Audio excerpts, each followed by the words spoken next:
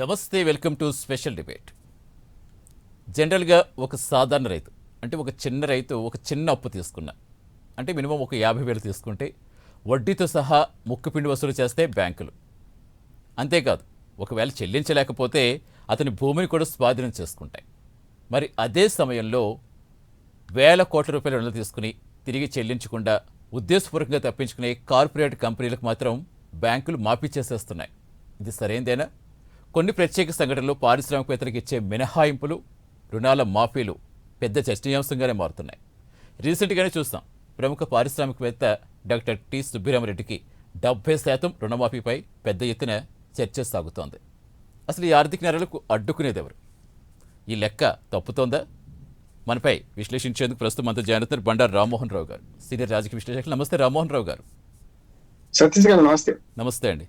So ఎలా చూడాలి sir? ఇప్పుడే చెప్పుకున్నాం, ఒక చిన్న రైతు ఒక 50,000 అప్పు తీసుకుంటే, అది ఏదో పంట పెట్టుబడి కోసం తీసుకుంటే, అదృష్టం బాగోక ఆ పంట సరిగ్గా చేతికి అందకపోతే తర్వాత కడతాను అని చెప్పినా వినరు.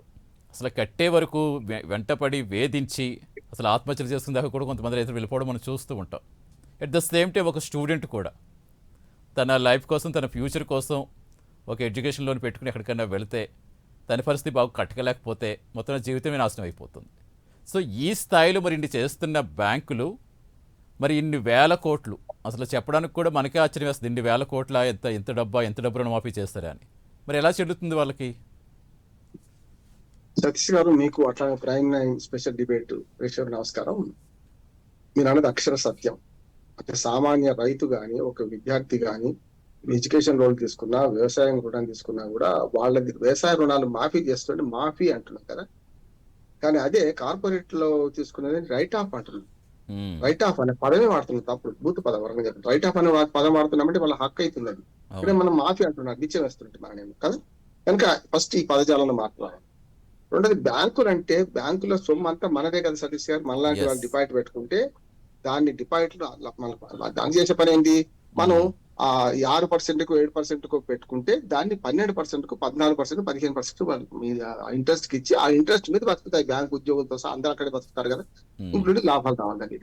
కానీ ఏం చేస్తున్నారు? మనకు వచ్చే లాభాలను మన పెట్టుబడుల మీద మనం డిపాజిట్ చేస్తే వచ్చే వడ్డీలను కలుపుకొని అన్ని చేసి మన చివరికి మనల్ని ముంచుతూ కార్పొరేట్లు తెలుసుకున్నారు. ఇప్పుడు ఈ లెక్కలు చెప్తాను. 14 లక్షల కోట్ల రుణమాఫీ మనకు ఏదైతే రైట్ ఆఫ్ రుణమాఫీ అంటే నష్టం ఏం లేదు, రైట్ ఆఫ్ చేశారు ఎవరికి? కార్పొరేటర్లు అందరూ కూడా. అదాని అంబానీ నుంచి మొదలు పెడితే మనకు సీఎం రమేష్, సుజనా చౌదరి, ఇవాళ సుబ్బిరామరెడ్డి చూస్తున్న పేరు చెప్పాలంటే 100 అయితే. అవును, వీళ్ళు ఏం చేస్తారు? రైట్ ఆఫ్ అంటున్నారు. అంటే రైట్ ఆఫ్ అంటే ఏం లేదు, మీకు తెలియదు కాదు. కానీ మనకు సామాన్య ప్రేక్షకులకు అర్థం కావాలంటే బుడితి పద్దు అంటాం. ఎందుకంటే మన షావుకారు ఇది రాని పద్దు అని రాసుకొని కొట్టేసుకున్నాడు, ఇది రాదని చెప్పేసి. అట్లా పేపర్ లో అడ్జస్ట్మెంట్, బుక్ అడ్జస్ట్మెంట్ కూడా కాదు. కనీసం రైతు వెళ్ళి బుక్ అడ్జస్ట్మెంట్ చేయండి సార్, నేను ఇంట్రెస్ట్ కడతాను, వచ్చే సంవత్సరం అసలు తెలుస్తానని చెప్తే కూడా చెయ్యని బ్యాంకులు ఏం చేస్తున్నాయి? బుక్ లో కొట్టేస్తున్నారు. పూర్తి పొద్దుని అసలు పనికి రావు, వెనక్కు రాని రుణంగా చేస్తున్నారు. ఇచ్చేటప్పుడే కొన్ని వేల కోట్ల రూపాయలు లంచాలు మారుతున్నాయి. 1000 కోట్లు అప్పిస్తే 100 కోట్లు కమిషన్ తీసుకునే బ్యాంక్ మేనేజర్లు లేకుంటే అధికారులు మనం చూస్తుంటాం. కనుక వీళ్ళందరూ ఎట్లా బతుకుతున్నారు? వీళ్ళ ఆస్తులు అప్పులు చూసుకుంటే ఒక రకంగా మన డబ్బుతోని వాళ్ళు వ్యాపారాలు చేస్తూ ఎవరైతే ఎగబెడతారో ఎగబెడతారికే డబ్బులు ఇస్తే రైట్ ఆఫ్ చేస్తున్నారు. వాటిని ఇది మన ప్రజల సొమ్ము, ఈ రైట్ ఆఫ్ చేయడం హక్కు వాళ్ళకి లేదు, కానీ చేస్తున్నారు. నెంబర్ 1. రెండోది, మీరు అన్న రైతు ఆత్మహత్యలు చేసుకుంటారు. రైతులందరూ ఆత్మహత్యలు ఎప్పుడు చేసుకుంటున్నారు? బ్యాంకు వాడు రైతు అంటే పరువుగా బతికేవాడు ఇంకెవరు ఉండరు నా ఉద్దేశం ప్రకారం.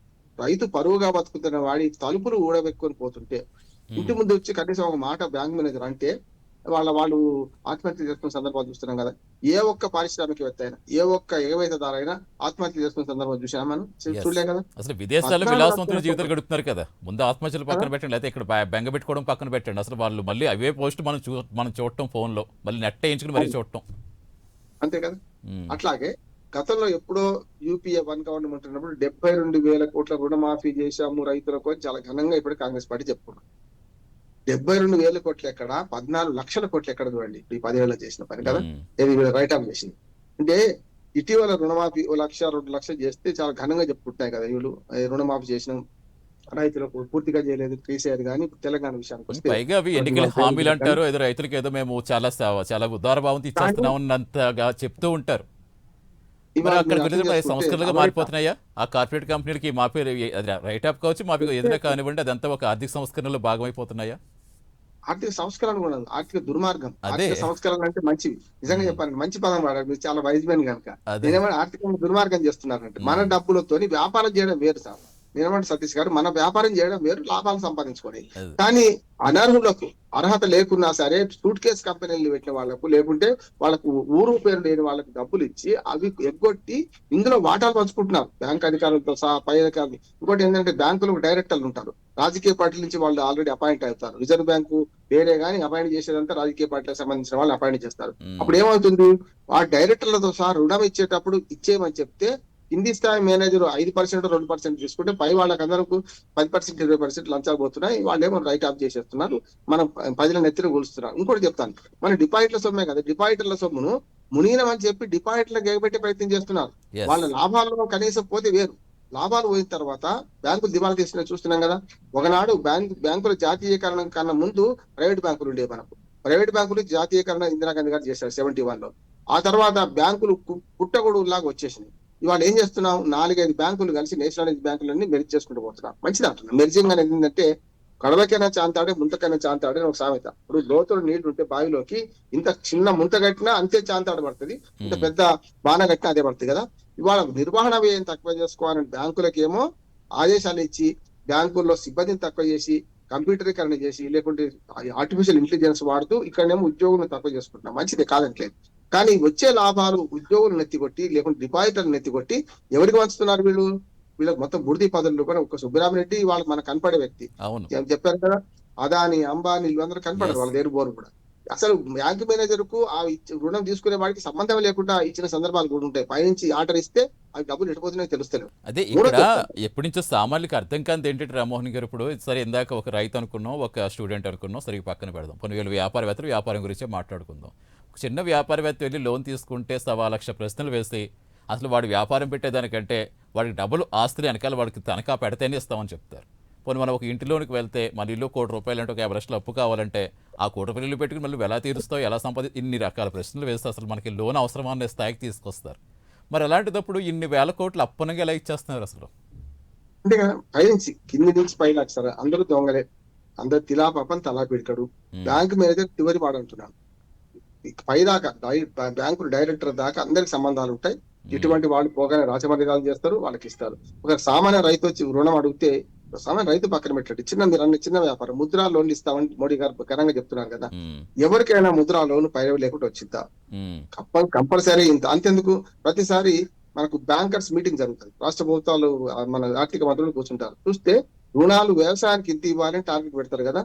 అందులో సగం టార్గెట్ కూడా వ్యవసాయ రుణాలు ఇస్తలేరు వీళ్ళందరూ కూడా. ఎవరికి ఇస్తున్నారు చెప్తాను. ఒక వకీలు, సీనియర్ వకీలు ఒక ఫైనాన్స్ కంపెనీ దగ్గర పోయినట. పోయామన్నట్టు నాకు లోన్ కావాలి. ఏం చేస్తారు సార్? నేను వకీలు, ఇవ్వమంటాను. వకీలుకు, పోలీసుకు, మన జర్నలిస్టులకు, ఇట్లా కొన్ని రాజకీయ నాయకులు 4 వర్గాలకు ఏ బ్యాంకు లోన్ ఇవ్వదు. ఎందుకు ఇవ్వదంటే ఈయన ఏం చేసిండు, వెంటనే పోయి అదే బ్యాంకుని అప్రోచ్ అయ్యి మా లోన్ ఇవ్వండి అని కొడుకు పేరు పెట్టిండు. ఏం చేస్తారని అడుగుతాను. బియ్యం వ్యాపారం, రైస్ బిజినెస్ అన్నాడు. ఇచ్చేసి రైస్ ఎంత అమ్ముతాడు, ఎంత కొంటాడు, ఏం లేదు. అంటే ఈ 4 వర్గాలకు ఇవ్వడట. అదే అడ్వకేట్ పోయి లోన్ తన కొడుకు పేరు తీసుకుంటే ఇచ్చేసేసిన సమస్య. అంటే చూడండి, వాళ్ళకి ఎట్లా తయారైంది, బ్యాంకులు ఎట్లా తయారైంది అంటే సామాన్యుడు రైతుకు వచ్చి బ్యాంకు రుణం స్పష్టంగా తీరుస్తాము అనే హామీ ఇచ్చి ఇంకో రైతును కూడా హామీ పెడతారంటే కూడా ఏ హామీ లేకుండా చెప్తుంది. హామీ లేకుండా ఇచ్చేస్తున్నారు. ఇంకోటి ఏంటంటే నిజంగానే ఆస్తులు ఉన్నాయి అనుకోండి, చేయొచ్చు కదా. అందుకని నిరర్థకమైన ఆస్తులు, ఎన్పిఏ అంటున్నారు దీన్ని, నిరర్థక ఆస్తుల కింద రైట్ ఆఫ్ చేసేస్తున్నారు రుణాలన్నీ కూడా. అంటే వాడి దగ్గర ఆస్తి ఉండదు, అప్పు ఉంటది. ఒకవేళ అమ్ముకుంటే నువ్వు అమ్ముకున్నా కూడా అంత 10% కూడా రాదని అటువంటి ఆస్తులు తనఖా పెడుతున్నారు. చూస్తున్నాం మనం. అంటే దాని విలువ పెంచేది కూడా ఈ బ్యాంక్ మేనేజర్ నుంచి మొదలు పెడితే బ్యాంక్ అధికారులే కదా. ఒక ₹10 ఆస్తి విలువను ₹1,000 చూపించి ₹2,000 రుణం ఇస్తున్నారు. ఉదాహరణ ఇస్తున్నాం, సామాన్య ప్రజలకు అర్థం కావాలంటే. ఈ 2,000 రుణం కాదు, ఆడ ₹10 ఆస్తే ఉంటది.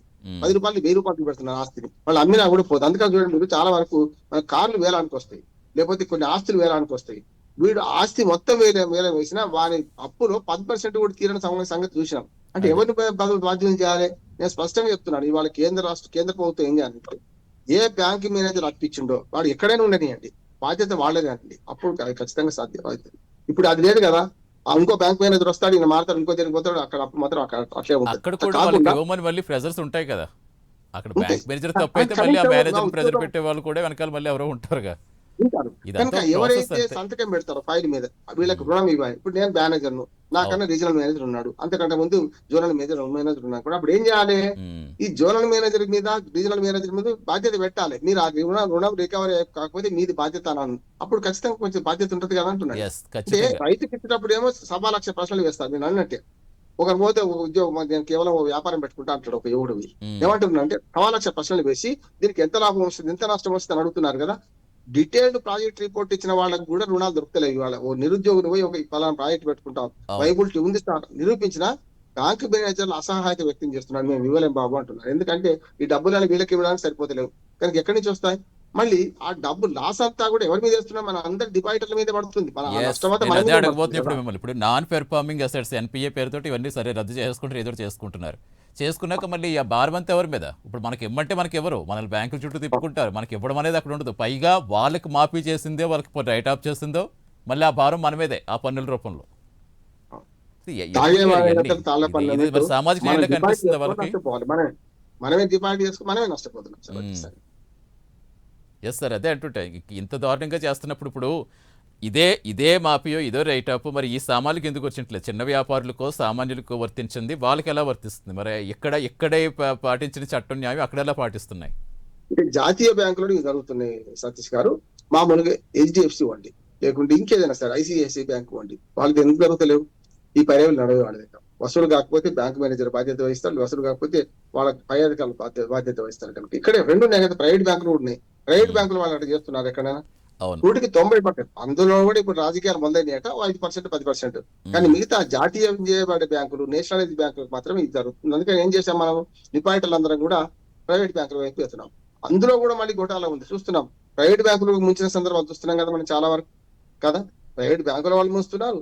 మన మన రకరకాల ప్రైవేట్ ఫైనాన్స్ ముంచుతున్నాయి. అంటే అసలు ఒక రకంగా చెప్పాలంటే చాలా వరకు ఈ బ్యాంకుల నిర్వహణ విధానమే తప్పుకుందంటున్నారు. ఉమ్, బ్యాంకుల నిర్వహణ విధానం ఏంటంటే పూర్తిగా బ్రాంచ్ మేనేజర్ పూర్తిగా అధికారాలు ఇచ్చి అప్పచెప్పి ఉమ్, వాళ్ళు చేస్తారంటే అట్లా కూడా లోపలికి పోయిన సందర్భాలు ఉన్నాయి. మనం చూసాం కదా. ఒక బ్యాంక్ మేనేజర్ చేస్తే ఆయన ఇచ్చిన లోన్ల మీద కమిషన్ తీసుకుంటే ఆయన ఆస్తులకు ఆదాయాన్ని మించిన ఆస్తులు పట్టుబడ్డ సందర్భం కూడా చూసాం మనం. అవును. కనుక ఇది ఒకదే అవుతలేదు. కింద నుంచి పైదాకా ఇలా పాపం తలా పిడికడు అన్నట్టు రాజకీయ ప్రమేయం లేకుండా ఈ బ్యాంకులు నేషనల్ బ్యాంకులు నడుస్తలేవు. ఉమ్, రైతుకు మాత్రం అన్యాయం చేస్తున్నారు. ఇద్దాం అనుకున్న బ్యాంకర్స్ మీటింగ్ లో ఏదైతే ఒప్పుకుంటారో అందులో సగం రుణాలు కూడా ఇస్తలేదు. కనుక రైతులు ఏం చేస్తున్నారు?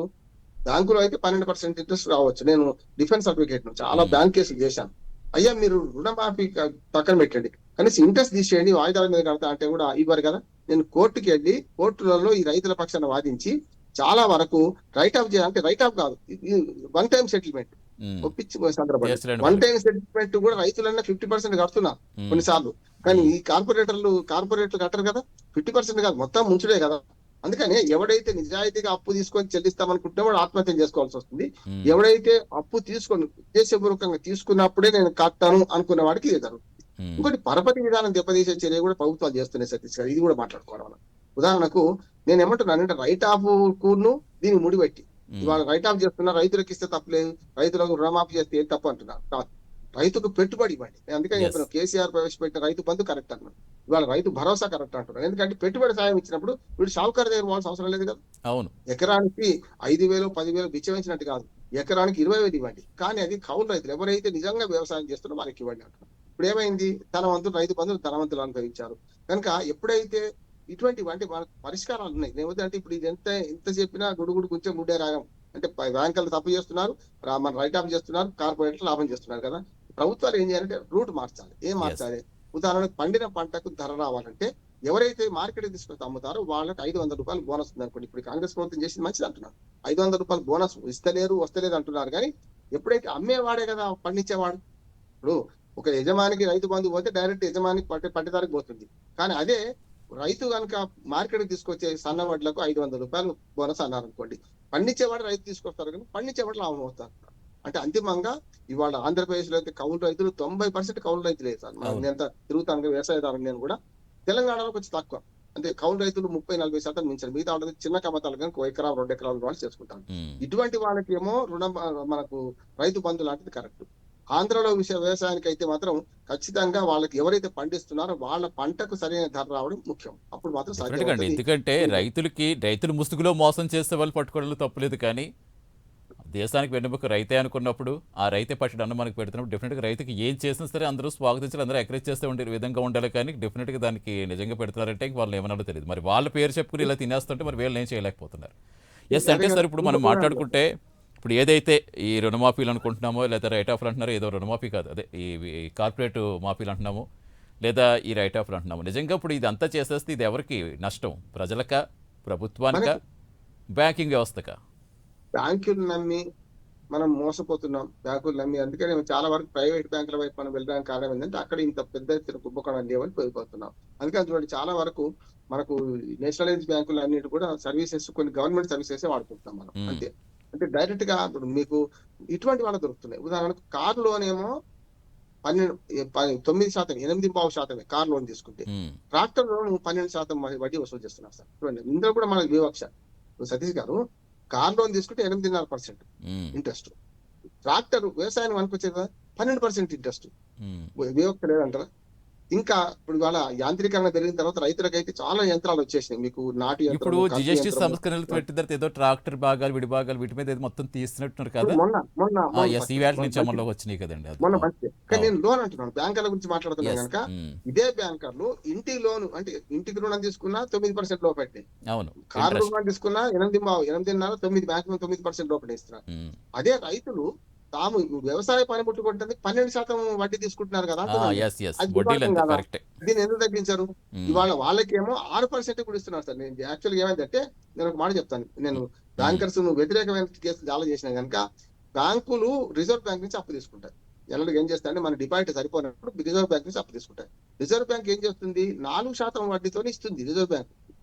అసలు కొన్ని దేశాల్లో వడ్డీ లేదు. మీరు అవును. డబ్బులు పెట్టుకుంటే డిపాజిట్ చేస్తే మనమే ఎదురు ఇవ్వాలి బ్యాంక్. ఇక్కడ వడ్డీ ఉన్నది మనకి. కానీ 4% తీసుకొని 8 నుంచి 12, 16%, 20% కూడా 24% కూడా ఇస్తున్నారు. ఉదాహరణకు మీ మధ్యన కాళేశ్వరంకు ప్రభుత్వం తీసుకున్న అప్పులట 12 నుంచి 18% వరకు అప్పు తీసుకున్నారట వడ్డీ. ఇవాళ కొన్ని మీ గవర్నమెంట్ వచ్చినాక ఏం చేస్తున్నారంటే కొన్ని ఆ వడ్డీ ఎక్కువ ఉన్న బ్యాంకుల నుంచి తీసేసి రుణాలను ఇంకో బ్యాంకులు మార్చుకుంటున్నారట. అందులో కూడా వాళ్ళ పోటీ ఉన్నది. వాళ్ళు లంచాలు ఇచ్చుకుంటారు. గవర్నమెంట్ కు మీరు గవర్నమెంట్ డిపాజిట్స్ మాదిరి పెట్టండి మేము, ఎందుకంటే గవర్నమెంట్ డిపాజిట్స్ ఒక్కోసారి అన్ని ఖర్చు కావు, అట్లాగే ఉంటాయి. కొన్ని పథకాల డబ్బులు అట్లాగే ఉంటాయి. కనుక మీ గవర్నమెంట్ డిపాజిట్స్ మాదిరి పెట్టినందుకు మీకు లంచం ఇస్తామని బ్యాంకు వాళ్ళు పోతున్నారు ఇప్పుడు. అందుకే 4% రిజర్వ్ బ్యాంక్ తీసుకుంటున్న డబ్బుల్ని 16% దాకా 4 రెట్లు ఎక్కువకు వీళ్ళు రుణం మన వడ్డీ వసూలు చేస్తున్నారు. అలాంటి వడ్డీ బాధితులు ఎవరంటే రైతులు. నేను చెప్పిన 12% ట్రాక్టర్ కు, ఇతర పనిముట్లకు 16% కూడా రైతుల దగ్గర వసూలు చేస్తున్నారు. కనుక నేనేమంటున్నానంటే దీన్ని ఏం చేయాలంటే ఒక ఛానల్ చేయాలి. ఉదాహరణకు నాబార్డు ఒకటి ఉంది సతీష్ గారు. నాబార్డు మనకు, నేను గ్రామీణ ప్రాంతం నుంచి వచ్చిన కనుక నాబార్డు రుణాలు స్పష్టంగా ఎవరికి ఇవ్వాలి? వ్యవసాయదారులకు ఇవ్వాలి కదా. నాబార్డు కూడా అదే పని చేస్తుంది. నాబార్డు కూడా మళ్ళీ ఎవరికి రుణాలు ఇస్తుంది? ఇదే నేషనల్ బ్యాంకులకు ఇస్తుంది. వీళ్ళు నిజంగానే మేము ఇచ్చిన రుణం రైతులకు ఇస్తున్నారా లేదా చూడాల్సిన బాధ్యత వీళ్ళది కదా. ఇవాళ అగ్రికల్చర్ డెవలప్మెంట్ బ్యాంక్స్ మెల్లమెల్లగా కనుమరుగు అవుతున్నాయి సతీష్ గారు. ఏడీబీ అని అగ్రికల్చర్ డెవలప్మెంట్ బ్యాంక్, SBI లో కానీ కమర్షియల్ బ్యాంక్స్ వేరే ఉంటాయి. అందులోనే అది మామూలు గ్రామీణ ప్రాంతాలు, ముఖ్యంగా పట్టణ ప్రాంతాలు అంటే తాలూకా కేంద్రాలు పెట్టి మనకు IDB మన అగ్రికల్చర్ డెవలప్మెంట్ బ్యాంక్ అంటారు. దానికి ఇచ్చిన అక్కడ కూడా రుణం ఇవ్వడం లేదు. అంతేందుకు మీరు బంగారం తాకట్టు పెడతారు. బంగారం తాకట్టు పెడితే వ్యవసాయం కోసం బంగారం తాకట్టు పెట్టిన దానికేమో మనకు వడ్డీ ఎక్కువ. అదే ఇతరత్ర ఎవడో వడ్డీ మనకు బంగారం తాకట్టు పెడితే వాళ్ళకి వడ్డీ తక్కువ ఇస్తున్నారు. వాళ్ళకి వడ్డీ తక్కువకు రుణం ఇస్తున్నారు. తప్పు కదా. ఎవరికి ఇవ్వాలి? నిజంగా బంగారం తాకట్టు, పుస్తే బట్టలు తాకట్టు పెట్టిన రైతుకు తక్కువకి అన్న వడ్డీ అంటే విధానంలో, ప్రభుత్వ విధానంలోనే రైతే రాజు, అన్నదాత, మస్తు పేర్లు పెడతాం మనం. జై కిసాన్, జై జవాన్, జై కిసాన్ నినాదాలకు కొదవలేదు. మీరన్న వ్యవసాయదారులను కానీ రెండో వర్గం మంచి స్పష్టంగా చెప్పాను. విద్య కోసం పోతే సెక్యూరిటీ అడగొద్దు సతీష్ గారు. కానీ అడుగుతున్నారు కొలాటరల్ సెక్యూరిటీ అడగకుండా రుణం ఇవ్వాలి. ఇప్పుడు విద్య, ఇప్పుడు మనం చదువుదాం, MSc అవుతాం, అమెరికా పోదాం అనుకుంటున్నాం. అలాంటి వాటి ఇప్పుడు ఎంక్వైరీ చేసుకుంటే తప్పలేదు. మళ్ళీ ఆటలు ముసుగులు అనేక రకాల మోసం జరిగే అవకాశం ఉంది. కాబట్టి నిజంగా వీళ్ళు దీనికే తీసుకుంటారు నిజంగా ఒక నిష్పక్షపాతంగా విచారణ చేసి ఎంక్వైరీ చేసుకుని ఇస్తే డెఫినెట్గా నిజంగా అది అందరికీ ఉపయోగమే. మళ్ళీ అందరూ కూడా ఇప్పుడు ఆ విధంగా వెళ్ళి అంటే మళ్ళీ ఆ విధంగా దోచేసుకునే వాళ్ళు ఎంతమంది పుట్టుకొస్తారు. ఇంకా ఇదంతా ఏదో ఒక ప్రాసెస్ లాగా వెళ్ళిపోతుంది. మనం ఎప్పటి నుంచో ఈ కార్పొరేట్ వ్యవస్థల గురించి చెప్పుకుంటూ వస్తున్నాం. ఇప్పుడు సుబ్రహ్మణ్యం గారు వచ్చింది కాబట్టి మళ్ళీ ఇదో పెద్ద చర్చాంశంగా మారింది. మళ్ళీ కొన్ని రోజుల తర్వాత మళ్ళీ గ్యాప్ వస్తుంది, మళ్ళీ మర్చిపోతాం, మళ్ళీ ఎవరికో చేస్తారు, మళ్ళీ మొదలు పెడతాం. అంటే ఏంటిది? ఎప్పటికి స్టాప్ అవ్వాలి? అసలు ఏం తీసుకొస్తే స్టాప్ అవుతాయి? ఎందుకంటే విదేశాల్లో నల్లధనాన్ని తీసుకొస్తాను ఇప్పుడు మోడీ గారు చెప్పి చాలా అయింది. అసలు ఏంటి ఇదంతా? దీనికి అంతటికీ ఏమన్నా చెయ్యాలా? ఏమన్నా రూపకల్పన చేయాలా? సంస్కరణలు మార్పు ఏ విధంగా చేస్తే ఇది సక్సెస్ అవుతుంది అనుకోవచ్చు? అడ్డుకట్టు మొట్టమొదటి పరిష్కారం ఏంటంటే విద్యా రుణాలు ఉన్నాయి అనుకోండి, వీరు అడ్మిషన్స్ వస్తే రుణం ఇస్తున్నారు కదా, లేకుండా లేదు కదా. ఉమ్, ఇప్పుడు ఫలానా నేను అమెరికా వెళ్ళి దూరం చెప్తున్నా, మాక్సిమం డబ్బు అవసరం పడేది ఈ 10 లక్షలు 20 లక్షల లోన్ అక్కడ కదా, నేను ఫలానా యూనివర్సిటీ అడ్మిషన్ నాకు ఇచ్చిందని కాగితం చూపెట్టుకుని ఇస్తారు కదా, అక్కడ వేరే అక్రమానికి తావులేదు కదా. ఉమ్, ఒకటి. రెండోది, వ్యవసాయ రుణాల విషయానికి చాలా ఫ్లెక్సిబిలిటీ ఉండాలంటాడు. వ్యవసాయ రుణాల విషయానికి వస్తే రైతు ఎప్పుడు పరువుతో బతికేవాడు. రైతు ఎప్పుడు ఎవరికి తల వంచడు. రైతు ఎక్స్ప్లాయిట్ గురవుతారు, కానీ ఎక్స్ప్లాయిట్ చేసే రకం కాదు రైతు. కనుక రైతుకి ఇచ్చినప్పుడు ఫ్లెక్సిబుల్ చేయాలి. ఒకవేళ రైతు ముంచింది అనుకోండి, ఇప్పుడు వ్యవసాయ రుణమాఫీలు చేస్తున్నారు కదా, ఏదో ప్రభుత్వం చేస్తుంది కదా. అందుకని ప్రభుత్వ విధానాలు కూడా వ్యవసాయ రుణమాఫీ అనేది తప్పు బాధ, అంటే పరపతి దెబ్బతీసేది. మీరు చూడండి, రుణమాఫీ చెందిన రైతులందరూ బ్లాక్ లిస్ట్ లో పెట్టారు. మనం చూస్తే అంతకుముందు బీఆర్ఎస్ చేసినా, ఇప్పుడు కాంగ్రెస్ చేస్తున్నా, లేకుంటే ఇంకెవరు చేసినా కూడా ఈ బ్యాంకర్లు ఏం చేస్తున్నారంటే ఎవరైతే రుణమాఫీ పొందినరో వాళ్ళని బ్లాక్ లిస్ట్ లో పెడుతున్నారు. లేకపోతే ఉన్న బ్యాంక్ మేనేజర్ రైతు కలుసుకుంటే అదో ఒకటి జరుగుతుంది. ఎందుకంటే పట్టేదారు పాస్బుక్లలో భూమి లేని భూమి కూడా చూపించి పెద్ద రైతులు తీసుకుంటారు. కొంత పెద్ద రైతులు కానీ, లేకుంటే భూమి లేని రైతులు కానీ పెద్ద రైతులు చూపించి తీసుకుంటారు. వాళ్ళకేమో అడ్డగోలు రుణాలు ఇస్తున్నారు. వాళ్ళని మన రుణమాఫీ కాగానే వీళ్ళు వాళ్ళు పంచుకు తింటున్నారు. రెండోది కూడా జరుగుతుంది. పరిష్కారం ఎక్కడ ఉందంటే, ఒకటి విద్యా రుణాలు మన క్రమబద్ధీకరణ జరగాలి. రెండోది, రైతుల రుణాలు ఇంత ఇవ్వాలని బిఎల్సిసి మీటింగ్ లో, బ్యాంకర్స్ లెవెల్ మీటింగ్ లో ఏది జరుగుతుందో అది ఇస్తున్నారా లేదా కేంద్ర రాష్ట్ర ప్రభుత్వం పరిశీలించాలి. మూడవది, కార్పొరేట్ రుణాలను ఖచ్చితంగా కొలాటరల్ సెక్యూరిటీ లేకుండా ₹1 ఇస్తే ₹2 మనకు ఆస్తిని తాకట్టు పెట్టుకోకుండా ఇస్తే ఆ సంబంధిత అధికారులను బాధ్యులు చేయండి. తప్పనిసరి అది అక్రమాలు పోతాయి. పైనుంచి ఒత్తిడి వచ్చినా వాడి ఉద్యోగం పోతుంది, వాడి మెడ మీద కత్తి వేలాడుతూ ఉంటుందని వాడు ఇవ్వడు కదా. ఈ మూడు ఏం చేయరు రాజకీయ పార్టీలు, లేకుంటే డైరెక్టర్ల రూపంలో రకరకాలుగా ఈ ప్రభుత్వ రంగ సంస్థల బ్యాంకుల మీద పెత్తనం వహిస్తున్నాయి. అది ప్రధానమంత్రి మోడీకి తెలుసు, ముఖ్యమంత్రికి తెలుసు. అది మార్చలేదు, అది మార్చాలి. రెండోది ఏంటంటే, ఎవరికైతే నిజంగా రుణం ఇస్తే రీపేమెంట్ పవర్ ఉంటుంది, రీపేమెంట్ కెపాసిటీ ఉంటుందో వాళ్ళకి ఇవ్వాలి. లేకుంటే సెక్యూరిటీ సరిగ్గా తీసుకుంటే ఆటోమేటిక్ గా రేపు కొలాటరల్ సెక్యూరిటీ ఉందో వాటిని తప్పు చేసుకుంటే అయిపోయేటట్టు ఉండాలి. అప్పుడు మాత్రమే సాధ్యం అవుతుంది. దీని పరిష్కారం ఎక్కడ ఉందంటే, రుణమాఫీ అనేది మానుకోవాలంటున్నాం. అంటే చాలా మంది ఏమంటే, కార్పొరేట్లకు 14 లక్షల కోట్ల రుణమాఫీ చేస్తున్నారు, రైట్ ఆఫ్ చేస్తే మనం మాట్లాడుతున్నాం రైతుల సంగతి అని అంటున్నాం. రైతుకు పరపతి ఇవ్వండి. మీరు పరపతి అంటే ఏంది? మీరు అయితే రుణం ఇవ్వండి, లేకపోతే రుణం కన్నా ముందు పెట్టుబడి సాయం చేయండి. ఆటోమేటిక్ రుణానికి ఇవ్వాల్సిన అవసరం లేదు కదా. ఎకరానికి ఇంత ఫిక్స్డ్ అని చెప్పండి. దాంతో పాటు కొన్ని చోట్ల 2 ఉన్నాయి సతీష్ గారు. గతంలో మనకు ఆంధ్ర ప్రాంతంలో ప్లెడ్జీ లోన్లు అని ఉండేది. ప్లెడ్జీ లోన్లు అంటే మనం పంట పండించడం, ధర లేదు.